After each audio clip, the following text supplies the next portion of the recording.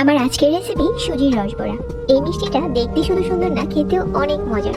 অতিথি আপ্যায়নে অল্প সময়ে বানাতে পারবেন, আপনার ডাইনিং টেবিলের সৌন্দর্য বাড়িয়ে দিবে দ্বিগুণ। আর এই মিষ্টিতে আপনাকে কোনো রকম বেকিং পাউডার বা বেকিং সোডা ব্যবহার করতে হবে না, খুব ইজিভাবে বানানো হয়ে যায়। আশা করছি মিষ্টির রেসিপিটি ভালো লাগবে সবার কাছে। মিষ্টি তৈরি করার জন্য চুলায় প্যান বসিয়ে 1 টেবিল চামচ দিয়ে নিচ্ছি ঘি, হাফ কাপ দিয়ে দিচ্ছি সুজি। তারপর ঘিয়ের সাথে এই হাফ কাপ সুজি একটু সময় নিয়ে ভাজতে হবে। এই সময় চুলার আঁচটা একদম কমিয়ে রাখতে হবে। অল্প আঁচে না ভাজলে কিন্তু সুজি আবার নিচে দিয়ে পুড়ে যেতে পারে। সুজিটা যখন ভাজা হয়ে গেছে, এখানে 1 কাপ দিয়ে দিচ্ছি লিকুইড মিল্ক। তারপর অনবরত নেড়ে নিচ্ছি। এই সময় কিন্তু নাড়া বন্ধ করা যাবে না, কারণ সুজিটা খুব তাড়াতাড়ি ঘন হয়ে যাবে। 1 কাপ লিকুইড মিল্ক পুরোটাই আমি দিয়ে দিয়েছি। তারপর অনবরত নেড়েচেড়ে মিশিয়ে নিচ্ছি। আর কিছুক্ষণ পরেই দেখা যাবে যে সুজির এই মিশ্রণটা অনেকটা ডোর মতো হয়ে গেছে। ঠিক এই পর্যায়ে চুলা থেকে নামিয়ে নিতে হবে। চুলা থেকে নামিয়ে একটা প্লেটে নিয়ে নিচ্ছি। তারপর এখানে দিয়ে দিচ্ছি 2 টেবিল চামচ পাউডার মিল্ক। পাউডার মিল্কটা দেওয়ার পর খুব ভালো করে সুজির এই ডোয়ের সাথে মিশিয়ে নিতে হবে। তবে কেউ যদি এই সুজির ডোটাকে কিছুটা শক্ত মনে করেন, ওই ক্ষেত্রে 2 টেবিল চামচ লিকুইড মিল্ক অ্যাড করেও মিশিয়ে নিতে পারেন।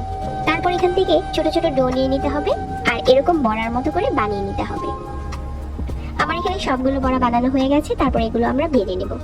মিষ্টিটা ভাজার আগে আমি শিরা তৈরি করে নিচ্ছি। চুলায় একটা প্যান বসিয়ে 1 কাপ দিয়ে দিচ্ছি চিনি আর 1 কাপ দিয়ে দিচ্ছি পানি। 3টার মতো দিয়ে দিচ্ছি এলাচ। তারপর ফুটিয়ে নিচ্ছি। একটু সময় নিয়ে জাল করে নেবেন, তাহলে এই শিরাটা কিছুটা ঘন হয়ে আসবে। খুব বেশি সময় জাল করতে হবে না, 2 থেকে 3 মিনিট জাল করলেই হয়ে যাবে। তো আমাদের শিরা এখন তৈরি হয়ে গেছে। তো এখন মিষ্টি ভেজে নেওয়ার পালা। চুলায় একটা প্যানে পরিমাণ মতো তেল দিয়েছি আর তেলটা গরম হয়ে গেছে। তারপর এই বড়াগুলো দিয়ে দিচ্ছি আর মিডিয়াম আঁচে ভাজতে হবে। ভাজতে ভাজতে কিছুক্ষণ পরেই দেখা যাবে যে এগুলো ফুলে গেছে। আর চুলার আঁচ মাঝারি রেখে অনবরত নেড়েচেড়ে লাল করে ভেজে নিতে হবে। যখন খুব সুন্দর একটা কালার চলে আসবে, ঠিক এই পর্যায়ে তেল ঝরিয়ে উঠিয়ে নিতে হবে। তো এগুলো আমি তেল থেকে উঠিয়ে সাথে সাথে শিরাতে দিয়ে দিচ্ছি। আমাদের শিরাটা কিন্তু এখন কুসুম গরম আছে, খুব বেশি গরম না। এই কুসুম গরম শিরার মাঝে সবগুলো সুজির বড়া দিয়ে দিতে হবে। তারপর শিরাতে এপাশ ওপাশ করে ঘুরিয়ে দিতে হবে আর রেস্টে দিয়ে দিতে হবে 1 ঘন্টার জন্য। এখন ঢাকনা দিয়ে ঢেকে রেস্টে দিয়ে দিচ্ছি 1 ঘন্টার জন্য।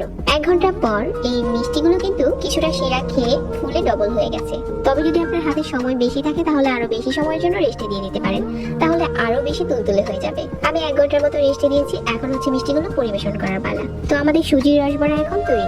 চলুন একটা মিষ্টি কেটে শেয়ার করি যে ভিতরেও কতটা সফট হয়েছে। সহজ কিছু উপকরণে বাসায় তৈরি করতে পারেন এই সুজির রসবড়াটি। আশা করছি প্রতিদিনের মতো আজকের রেসিপিও ভালো লেগেছে। সবাইকে অনেক অনেক ধন্যবাদ জানাচ্ছি। আর আজকে এখানেই বিদায় নিচ্ছি। আল্লাহ হাফিজ।